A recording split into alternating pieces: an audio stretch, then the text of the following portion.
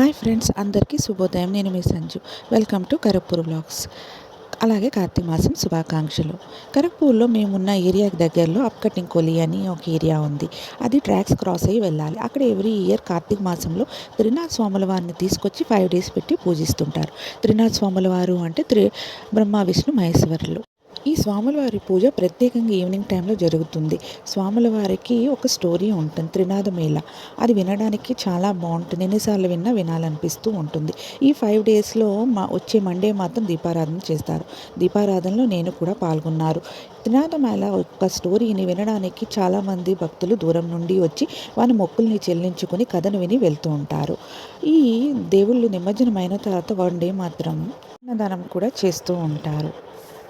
త్రినాథ స్వాముల వారి యొక్క కథను విన్న వాళ్ళకి సంతాన ప్రాప్తి, అంగవైకల్యము తొలగి కష్టాలు తీరుతాయని ఒక భక్తుల ప్రగాఢ నమ్మకం. మరొక అందమైన